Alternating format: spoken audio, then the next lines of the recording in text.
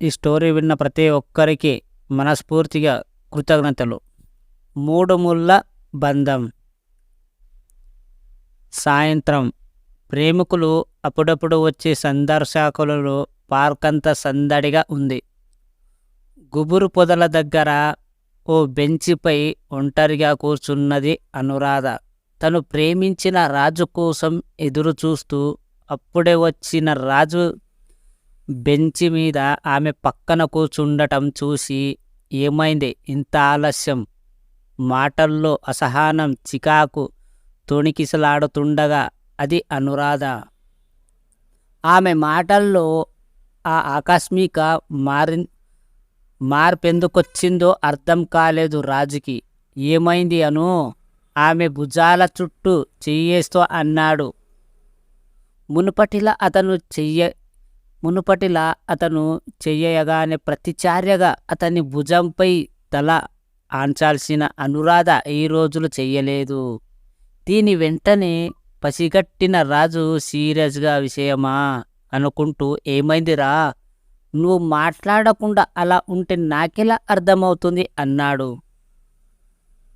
విసురుగా రాజు వైపు తలా తిప్పి అతని కళ్ళల్లోకి కాస్త చూస్తూ, నీకోసం ఎంతసేపటి నుంచి వెయిట్ చేస్తున్నానో తెలుసా? అప్పుడు చెప్పా రమ్మని. ఇప్పుడు నువ్వు రావడం, ఇప్పుడే ఇలా బాధ్యతరహీనంగా వ్యవహరిస్తున్నావు. ఇక మన పెళ్ళయ్యాక ఎలా ఉంటావో ఊహిస్తే క్లియర్గా కనిపిస్తుంది. మన ఫ్యూచర్. టపాటపా అంది మాటలను అనురాధ నుండి ఊహించని ఆ స్పందనకు రాజుకి నోట మాట రాలేదు. ఏంటి? ఏం మాట్లాడావు? తిరిగి తనే అడిగింది.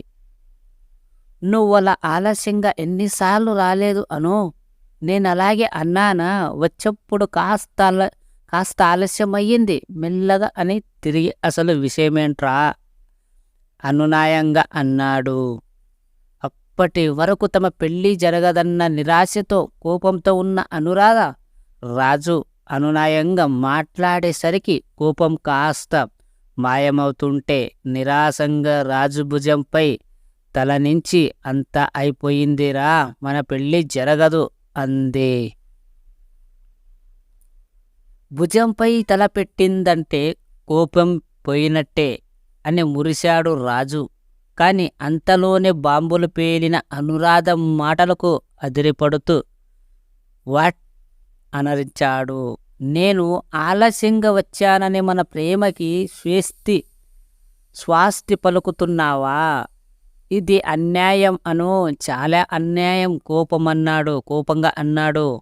హే ఆపు, నువ్వు లేటుగా వచ్చావని కాదు అంది. స్టాండ్గా కూర్చుంటావు మరి? నాన్న ఒప్పుకోరని అంత ఖచ్చితంగా నీకెలా తెలుసు? నీకు తెలుసుగా మన ఇద్దరి కులాలు వేరనే. నాన్న ఒప్పుకోరు రాజు. నేను సినిమా చూశాం, అందులో హీరోయిన్లు ప్రేమించిన పెళ్లి చేసుకుంటారు. వాటి సినిమా చూసి, ఇలాంటి సినిమాలు చూసి పిల్లలు పాడైపోతున్నారు. అసలు గిమించుకుంటున్నాం అనే వాళ్ళని నరికి పోగులు పెట్టాలి. అప్పుడు గాని ఇంకెవరు ప్రేమలో జోలికి పోరు అన్నారు నాన్న చాలా కోపంగా.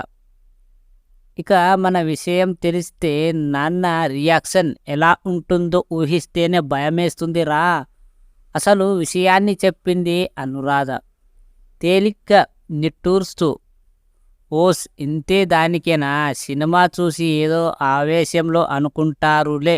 నువ్వు దీన్ని సీరియస్గా తీసుకొని మీ నాన్న మన పెళ్ళి వద్దన్నట్టు డిసిషన్ తీసుకొని విడిపోదామంటే ఎలారా అన్నాడు. నీకు తెలీదురా, నాన్న గురించి నాకు బాగా తెలుసు. ఒక్కసారి ఏదైనా మాట అన్నాడంటే అన్నట్టే చేస్తారు అని రాజు కళ్ళల్లోకి చూస్తూ, నాకంటే ఎక్కువ నిన్నే ప్రేమిస్తున్నాను రాజు. నీకేదైనా జరగకూడదని జరిగితే నేను తట్టుకోలేను. అందుకే ప్లీజ్ మనం విడిపోదాం. విడిపోవడమే అటు నీకు ఇటు నాకు మంచిది అంది. ఏ అను ఏం మాట్లాడుతున్నావు నువ్వు అనికేందో అనబోతున్న రాజు మాటలను అడ్డుకుంటూ, ఇంకా మాట్లాడిన ప్రయోజనం లేదు రాజు, నేను బయలుదేరుతున్నా అని లేచింది.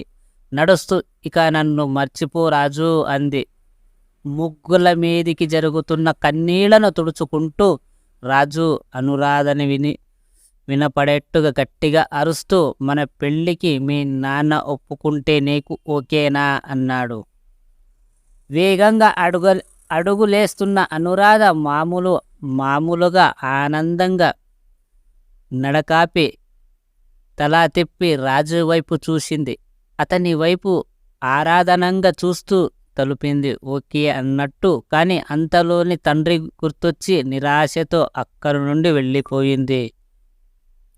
ఫ్రెండ్స్, వీడియో చాలా లెంత్ అయ్యింది. సో నెక్స్ట్ వీడియోలో పూర్తి చేద్దాం. థ్యాంక్ యూ సో మచ్ పూర్తిగా విన్నందుకు. ఈ స్టోరీ చాలా బాగుంటుంది, వింటే మాత్రం హైలైట్ ఉంటుంది. అర్థం చేసుకోండి లవ్ స్టోరీ.